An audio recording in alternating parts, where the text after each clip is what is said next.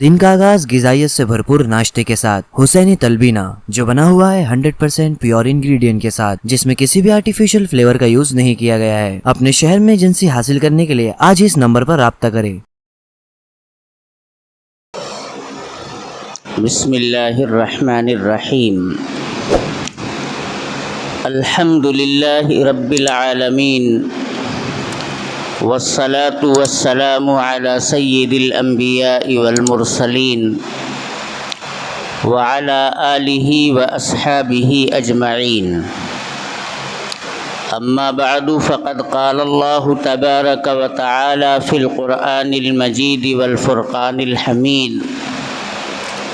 अऊज़ु बिल्लाहि मिनश शैतानिर रजीम। बिस्मिल्लाहिर रहमानिर रहीम। इन्नमल हयातुद दुनिया लइबुन व लहवुन व ज़ीनतुन व तफ़ाख़ुरुन बैनकुम व तकासुरुन फ़िल अमवालि वल औलाद कमसलि गैसिन अअजबल कुफ़्फ़ार नबातुहु सुम्म यहीजु फ़तराहु मुस्फ़र्रन सुम्म यकूनु हुतामा व फ़िल आख़िरति अज़ाबुन शदीदुन व मग़फ़िरतुम मिनल्लाहि व रिज़वान वमल हयातुद दुनिया इल्ला मताउल गुरूर। सदक़ल्लाहु मौलानल अज़ीम। मेरे मोहतरम बुज़ुर्गों और दोस्तों, अल्लाह तबारक व तआला ने अपनी तमाम मखलूक़ात के अंदर इंसानों को जो अक़्ल, शऊर, ज़हानत और फ़तानत दी है, वो तमाम मखलूक़ात से इंसानों को मुमताज़ कर देती है। बहुत सारी मखलूक़ात हैवानात की शक्ल में चलते फिरते हम अपने शबो रोज़ के अंदर देखते रहते हैं। चींटियाँ रेंग रही हैं, छिपकलियाँ घरों के अंदर चल रही हैं, सांप है, बिच्छू है, गोजर है, हशरातुल अर्ज़ हैं। इनके अलावा आगे बढ़ते हैं, चौपाए हमको नज़र आते हैं, बकरी है, गाय, बैल, भैंस, हाथी, घोड़े, बहुत सारे चौपाए देखते हैं हम। बहुत सारी मखलूक़ात हैं, जानदार हैं। दरिया और समंदर, नदी नालों के अंदर हम देखते हैं मछलियों की शक्ल में, कीड़े मकोड़ों की शक्ल में, मेंढक और कछुओं की शक्ल में, न जाने कितनी मखलूक़ात हैं। अल्लाह तबारक व तआला की जो जी रूह हैं, जी जान हैं, अल्लाह ने उन्हें जानदार बनाया है। मखलूक़ात की जो तीन किस्में बयान की जाती हैं, एक तो जमादात हैं,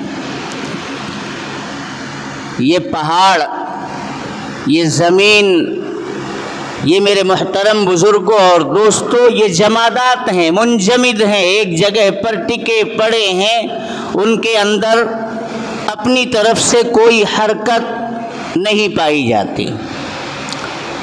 एक मखलूक का वो तबका है जिसे हम नबातात की शक्ल में देखते हैं। पेड़ हैं, पौधे हैं, बीज हम ले जाकर के अपनी खेतियों के अंदर डालते हैं, वही बीज कोपल की शक्ल में निकलता है और फिर वो अपनी पिंडली के ऊपर खड़ा हो जाता है। पौधे होते हैं, अपने मजबूत तनों के ऊपर लंबी लंबी शाखें और पत्तों को लेकर के खड़े होते हैं। उनके अंदर एक नमू होता है, उभरते हैं। तो जमादात, नबातात और हैवानात, ये तीन तबकात मखलूक़ात के बयान किए जाते हैं। हम हैवानात के अंदर भी देखते हैं, हैवान नातिक यानी इंसान को अल्लाह तबारक व तआला ने جو عقل اور شعور بخشا ہے وہ کسی اور مخلوق کے اندر نہیں پایا جاتا۔ یہ اللہ کی میرے محترم بزرگوں اور دوستوں بڑی عظیم نعمت ہے۔ جس آدمی کا دماغ کا اسکرو ڈھیلا ہو جاتا ہے، دماغ چل جاتا ہے، آپ دیکھیے کہ سماج کے اندر وہ کتنے دھکے کھاتا پھرتا ہے اور اس کی زندگی خود اس کے اوپر کس طرح سے بوجھ بن جاتی ہے، اور وہ پورے سماج کے اندر میرے محترم بزرگوں اور دوستوں رسوائیوں کی ایک تعبیر بن کر کے رہ جاتا ہے۔ اللہ نے ہمارے دل کو، دماغ کو، ہماری عقل کو، ہمارے شعور کو اپنی جگہ پر بحال رکھا ہے، مفید بنایا ہے، کارآمد بنایا ہے، تو اللہ تبارک و تعالی کا ہم جتنا بھی شکر ادا کریں اتنا کم ہے۔ اور اس دماغ کا، اس میرے محترم بزرگوں اور دوستوں قدرتی مشین کا ہمیں مثبت استعمال کرنا چاہیے، نفع بخش استعمال کرنا چاہیے، ضرر رساں استعمال اس عقل اور شعور کا قطعاً نہیں ہونا چاہیے۔ جو لوگ میرے دوستوں اپنی عقل کو، اپنے شعور کو، اپنے دماغ کو، اپنی سوچ اور فکر کو مثبت رکھتے ہیں اور اسے انسانیت کی نفع رسانی کے کاموں میں استعمال کرتے ہیں، وہ دنیا کے میدان میں ترقی کرتے چلے جاتے ہیں۔ اللہ ہم سب کو اپنے دل اور دماغ کا صحیح استعمال کرنے کی توفیق عطا فرمائے، مثبت رائے قائم کریں، مثبت سوچ لے کر کے چلیں کہ کس سے ہمارا اپنا بھی فائدہ ہو سکتا ہے، ہمارے گرد و پیش میں جو رہتے اور بستے ہیں ان کو بھی ہم سے نفع پہنچ سکتا ہے، ہماری بستی کے لیے، ہماری انسانی آبادی کے لیے ہم کتنا مفید ثابت ہو سکتے ہیں، اس کے لیے ہم جد و جہد کرتے نظر آئے۔ میرے محترم بزرگوں اور دوستوں، آپ دیکھیں گے کہ آپ ایک انقلابی شخص بن جائیں گے۔ پہلی بات تو یہ ہے کہ ہم میں آج کل نہیں، بہت پہلے سے ایک نکما پن ہمارے نوجوانوں میں، اور اب تو جب سے یہ موبائل کی لعنت آ گئی ہے، ہمارا نوجوان طبقہ گلی کوچوں پر، چوک چوراہوں پر، ہوٹلوں میں، بازاروں میں، گھر میں، باہر، اندر، ہر جگہ میرے محترم بزرگوں اور دوستوں اپنے اوقات کو بغیر کسی میرے دوستوں رخ پر ڈالے ہوئے یوں ہی تباہ اور برباد کر رہا ہے۔ جناب محمد الرسول اللہ صلی اللہ علیہ وسلم کو یہ بات قطعاً پسند نہیں تھی۔ آپ کی پوری زندگی اٹھا کر کے دیکھیے، جہد مسلسل سے میرے دوستوں بھری ہوئی نظر آتی ہے۔ آپ کے شب و روز، آپ کے دن اور رات کے اوقات میرے دوستوں کس طرح سے کام میں مست رہا کرتے تھے، آپ ان کو اٹھا کر کے دیکھیے۔ جناب محمد الرسول اللہ صلی اللہ علیہ وسلم نے اپنے صحابہ کرام کو بھی کام کا عادی بنایا، محنت کش بنایا، جفا کش بنایا۔ سیدنا ابو بکر صدیق رضی اللہ تعالی عنہ کو دیکھیے، خلافت کی باگڈور ہاتھ میں ہے، ہزاروں میل کے رقبے پر جن کی حکومت کا سکہ چل رہا ہے، وہ بھی میرے دوستوں کس طرح سے اپنے شب و روز کو کام میں استعمال کر رہے ہیں۔ اور سیدنا عمر فاروق رضی اللہ تعالی عنہ کی زندگی تو میرے دوستو قابل رشک ہے۔ وہ دن میں بھی بہت کم آرام فرماتے تھے، کھانا کھا کر کے لیٹ گئے اور پھر اٹھ کھڑے ہو گئے، اپنے کام میں مشغول ہو گئے۔ رات میں میرے دوستو بھی بہت کم آرام کرتے تھے، وقت پر लेटने का मामूल था, जनाब मोहम्मद रसूलुल्लाह सल्लल्लाहु अलैहि वसल्लम ने रात में देर तक जागने से मना फरमाया है। अलबत्ता जो लोग तदरीस और इफ्ता का काम करते हैं, दीनी मामलात लेकर के चलते हैं, क़ज़ा और फतवे का काम किया करते हैं, ऐसे लोगों के लिए इजाज़त है। हमारे मदरसों के अंदर मेरे दोस्तों बच्चे पढ़ते हैं, कुरान करीम को याद करते हैं, अहादीस नबविया की वहाँ तदरीस और तकरार हुआ करता है, उनको भी हम एक वक्त तक ले जा कर के बंद कर देते हैं कि अब सो जाओ, और फिर सुबह तड़के उठो, अल्लाह के सामने उस वक्त में फरियाद करो जब सारी दुनिया सो रही होती है। 2 रकात तहज्जुद की नमाज पढ़ो, अल्लाह के सामने गिरिया वजारी करो, फरियाद करो, कुरान करीम को दोहराओ, पढ़ो, याद करो, तुम्हारे दिल के ऊपर नक्श होकर के ये रह जाएगा। तो जो लोग कुरान करीम को, अहादीस नबविया को पढ़ने पढ़ाने वाले लोग हैं, अगर वो पढ़ते पढ़ाते हैं तो थोड़ी देर उन्हें जागने की इजाज़त है इशा के बाद भी।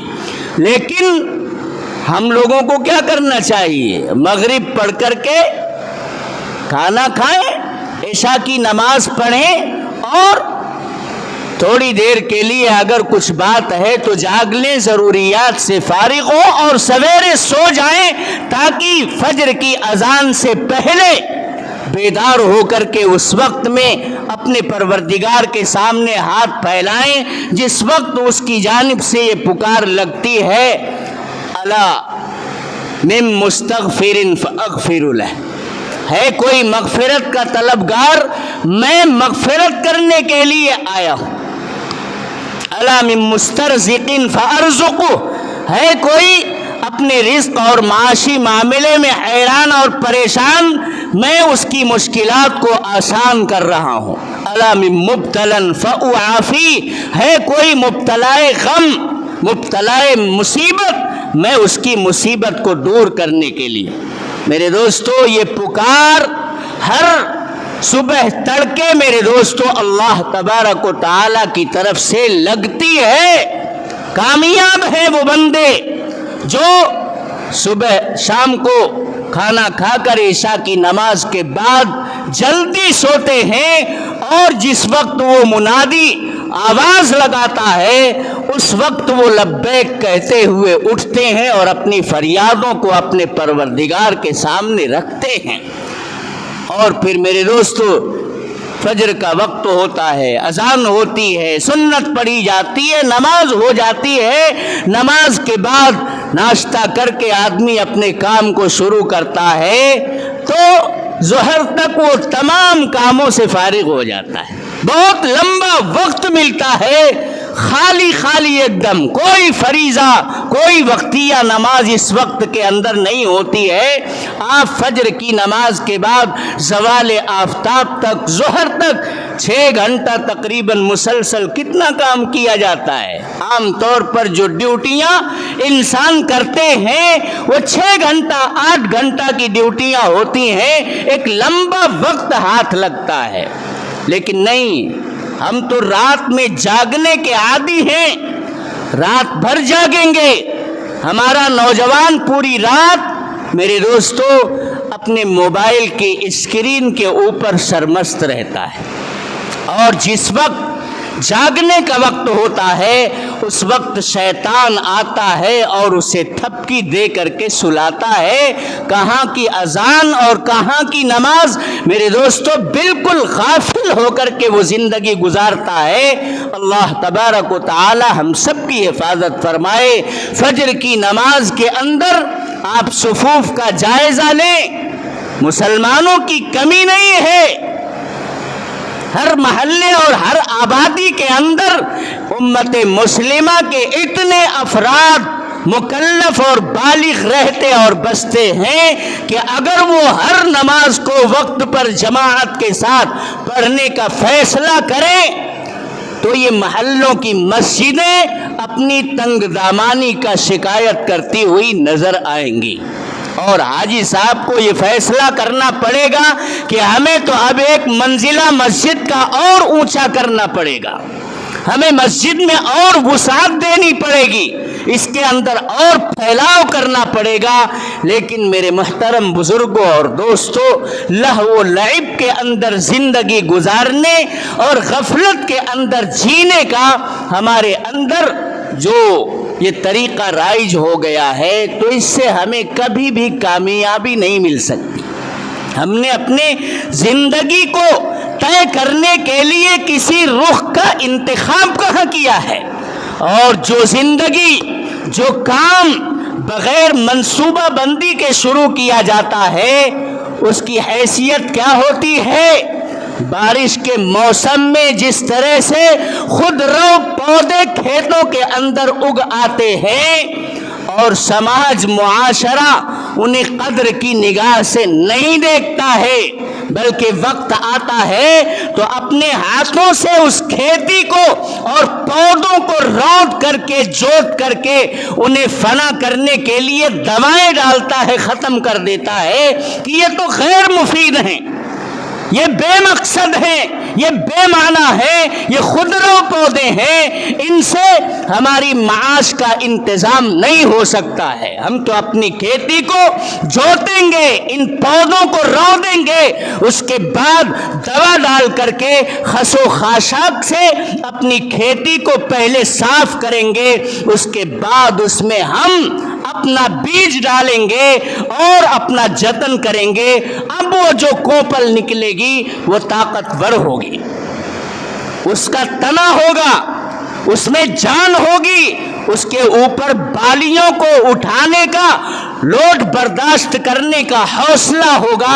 ایسے دانے ہم اس کھیتی سے اگائیں گے اور پھر وہ لہلہاتی ہوئی کھیتیاں ہماری نظروں کے سامنے آتی ہیں۔ میرے محترم بزرگوں اور دوستوں، جس طرح سے ایک کاشتکار اپنی کھیتی میں اگے ہوئے خودرو پودوں کو بے قیمت سمجھ کر کے رودتا ہے، اسی طرح سے اگر ہم اپنی زندگی کو بغیر کسی رخ کے، بغیر کسی منصوبہ بندی کے اگر ہم گزاریں گے تو دنیا ہمیں اسی طرح سے رونقتی رہے گی۔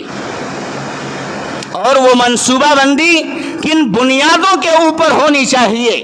میرے محترم بزرگوں اور دوستوں، اسلامی بنیادوں کے اوپر، شریعت مطہرہ کی بنیادوں پر ہونی چاہیے۔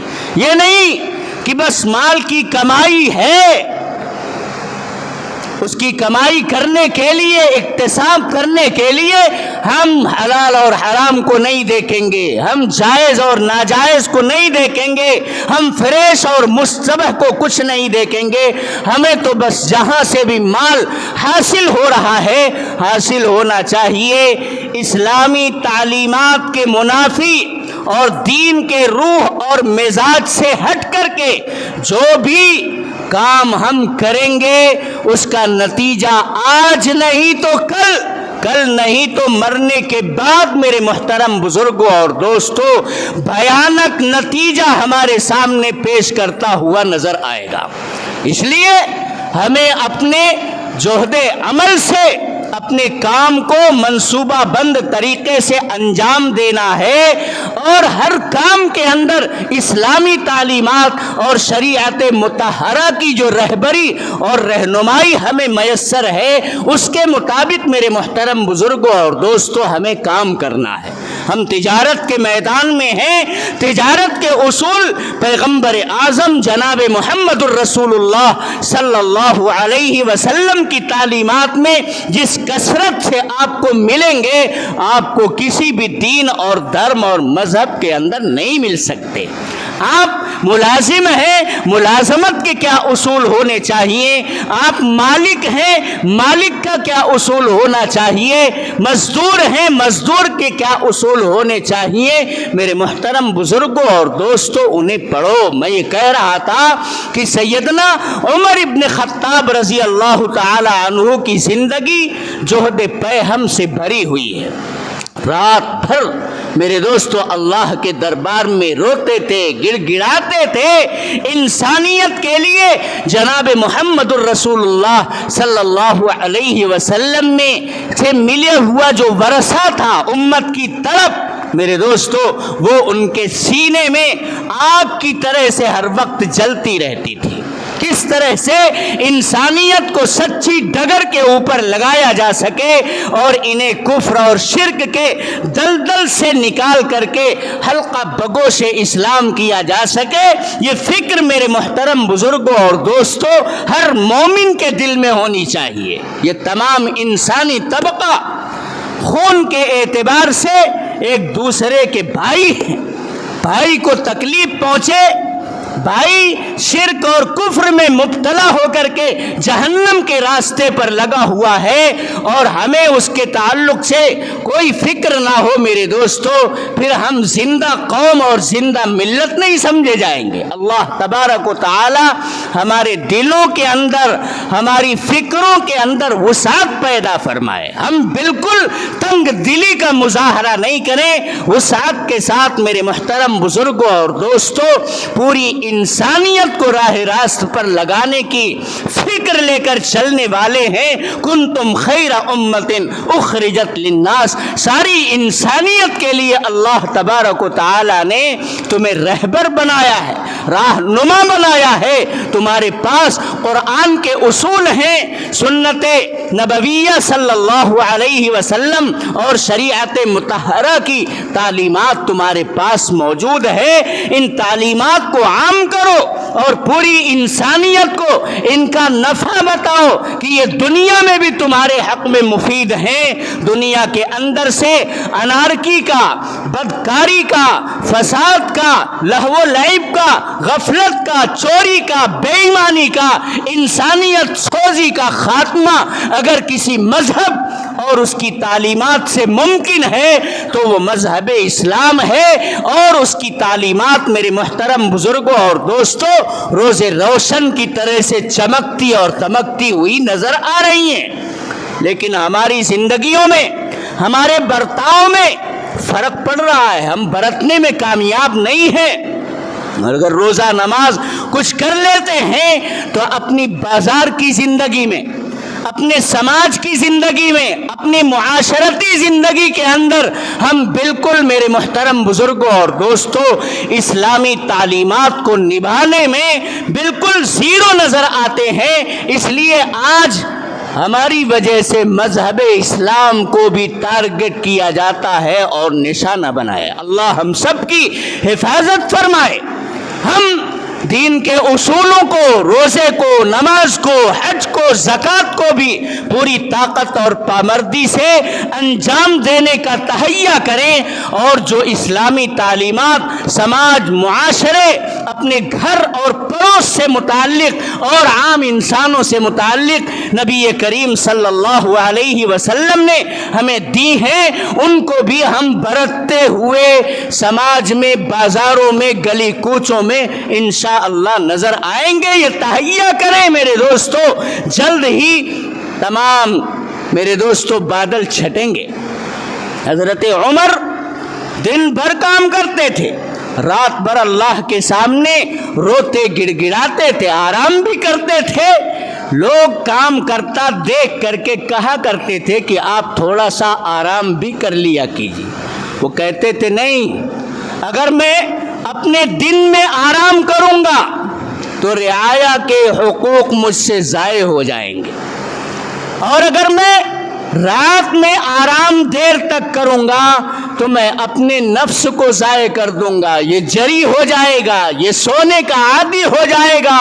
انہ لامارۃ بالسوء، یہ تو برائیوں کا ہر وقت حکم اور آرڈر کرتا رہتا ہے، میں اس کو بھی کچل کر کے اپنے قابو میں رکھنے کے لیے اس کی بھی خواہشات کو پورا نہیں ہونے دیتا۔ راتوں میں بھی جاگتے تھے، دن میں بھی جاگا کرتے تھے۔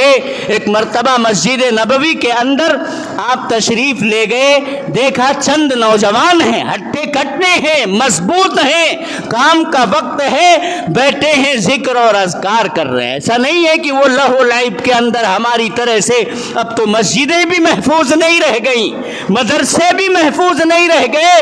ہم اینڈرائیڈ موبائل کو دھڑلے سے مسجدوں کے اندر دیکھ لیتے ہیں اور ہمارے دل اور دماغ پر اس کا کوئی فرق اور اثر نہیں مرتب ہوتا ہے.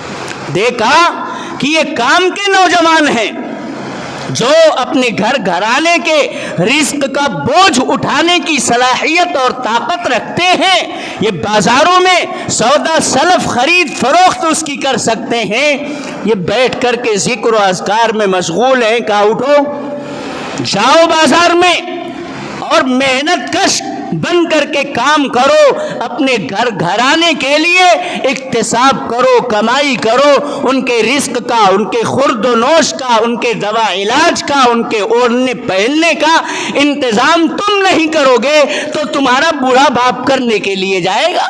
تمہارے یہ ننھے منھے بچے یا گھر کی خواتین, ان کو تم اور لوگوں کی طرح سے بازاروں کے اندر لاؤ گے اور بازاروں کی زینت بناؤ گے. اللہ تبارک و تعالی نے تمہیں طاقت دی ہے, تمہاری پڈلیاں مضبوط ہیں, تمہارے بازوؤں کے اندر دم ہے. یقیناً تم نماز پڑھو, تم تلاوت کرو, تم ذکر و اذکار کرو, لیکن یہ ذکر و اذکار تو چل پھر کر کے بھی کیا جا سکتا ہے, کام کے ساتھ بھی. اپنی زبان کے ساتھ آپ سبحان اللہ, الحمدللہ, ولا الہ الا اللہ, واللہ اکبر, ولا حول ولا قوت الا باللہ. قرآن کریم کی آیتوں کی تلاوت, ذکر و اذکار, یہ ضروری تھوڑی نہ ہے کہ آپ باقاعدہ مسجد میں آ کر کے بیٹھیں گے تبھی یہ ممکن ہو سکے گا. یہ ذکر کی بات تو آپ بازار میں رہ کر کے بھی انجام دے سکتے ہیں اور اس کے اثرات دوسروں کے اوپر منتقل ہوں گے, اس کے اچھے نتائج نکل سکتے ہیں. تم بازاروں میں اوراد و وظائف اور ذکر و اذکار کا مظاہرہ کرو اور اپنی محنت کشی کے ذریعے کمانے کا فیصلہ کرو. نوجوان اور ہٹے کٹے ہو کر کے مسجد میں بیٹھ کر کے ذکر و اذکار کرنے کا وہ فالتو نہیں بیٹھے تھے. اور ہمارا نوجوان چوک چوراہوں پر, نکڑوں پر میرے دوستو ایک بڑی تعداد میں ہر وقت روز و شب نظر آتا ہے اور اپنی زندگی کا وہ کوئی رخ متعین نہیں کرتا ہے. تو سب سے پہلے تو کامیاب زندگی کے لیے ہمیں رخ بنانا پڑے گا, ہمیں ایک منصوبہ بندی کرنی پڑے گی, ہمیں ایک پلاننگ کرنی پڑے گی. جو لوگ پلان لے کر کے چلتے ہیں وہ اپنے بڑے سے نشانے اور ہدف کو, ٹارگٹ کو حاصل کرنے میں آج نہیں تو کل کامیاب ہو جاتے ہیں. پھر اسی حساب سے ان کی کوششیں ہوتی ہیں, ان کی جہد مسلسل ہوتی ہے. وہ اسی قسم کے افراد اپنے لیے اپنے سپورٹ میں جمع کرنے کی جد و جہد کرتے ہیں. جب ہماری زندگی میں ہمارا کوئی ٹارگٹ اور کوئی نشانہ ہی نہیں ہے تو میرے محترم بزرگوں اور دوستو ہم کیا منصوبے بنائیں گے؟ اعلاء کلمت اللہ, اللہ کے کلمے کو بلند کرنا اور اس کی خوبیاں لوگوں کے سامنے اجاگر کرنا, تمام منکرات اور فواحش کو بند کرنا, ان کے سد باب کے لیے کھڑے ہونا, یہ ہمارا منصوبہ ہونا چاہیے میرے دوستو. جب ہم اسلامی تعلیمات کو لے کر کے چلیں گے تو ہمارا کاروبار بھی دین بن جائے گا, ہماری مزدوری اور محنت بھی میرے محترم بزرگوں اور دوستو دین کے سانچے میں ڈھل جائے گی. جبکہ ہم نے خالص اپنا پیٹ پالنے کے لیے مزدوری کی, ملازمت کی ہے, لیکن یہ ملازمت اور یہ مزدوری باعث اجر و ثواب بن جائے گا اگر ہم منصوبہ بندی کے ساتھ اسلامی تعلیمات کی روح کو سامنے رکھ کر کے اپنے چھوٹے بڑے ہر کردار اور عمل کو انجام دینے میں لگیں گے.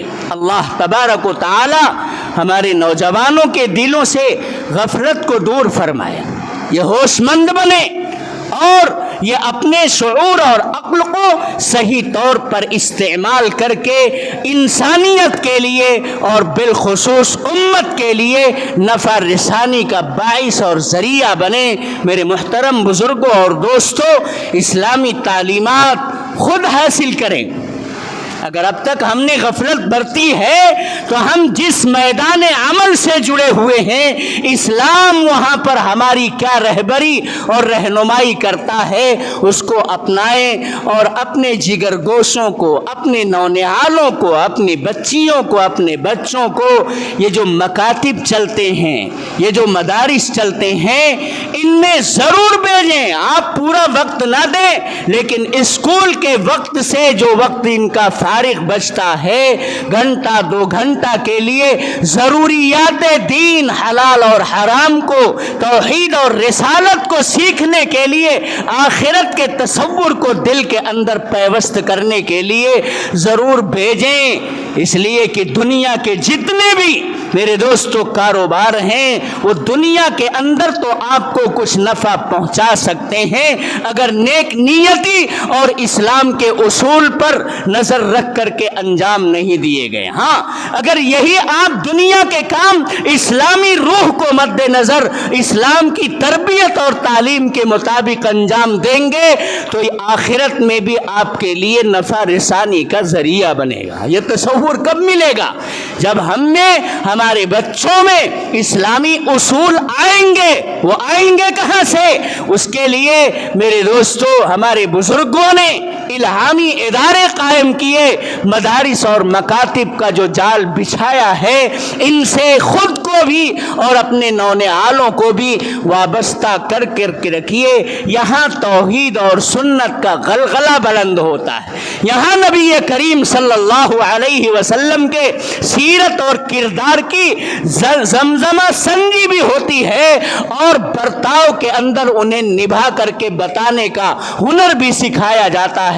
اس لیے میرے محترم بزرگوں اور دوستو ہمیں اپنی غفلت کو دور کرنے کے لیے جو بھی اسباب اور ذرائع ممکن ہو سکتے ہیں، ہم بڑے ہو گئے دعوت اور تبلیغ کے میدان سے وابستہ ہو کر کے امت کے ان جیالوں کی زندگیوں سے اپنے اندر تأثر پیدا کرنے کی کوشش کیجئے۔ انشاءاللہ ہمارا ایک رخ متعین ہوگا اور ہمارا ہر کام اسلامی نقطۂ نظر سے منصوبہ بند ہوگا اور پھر اس کے جو نتائج ہوں گے وہ دنیا کے لیے بھی مفید ثابت ہوں گے اور آخرت کے اندر ہماری حتمی اور یقینی کامیابی کی ضمانت یہی ہمارے کردار اور اعمال بن جائیں گے۔ اللہ تبارک و تعالی ہمیں حساس ہو کر کے زندگی گزارنے کی توفیق عطا فرمائے اور غفلت کے پردوں کو چاک کر کے میرے محترم بزرگوں اور دوستوں اس تاریکی کے ماحول میں اسلام کی کرنیں بکھیرنے کی توفیق عطا فرمائے۔ وآخر دعوانا ان الحمدللہ۔ سید ولد آدم خیر الانام، اس پہ لاکھوں درود، اس پہ لاکھوں سلام۔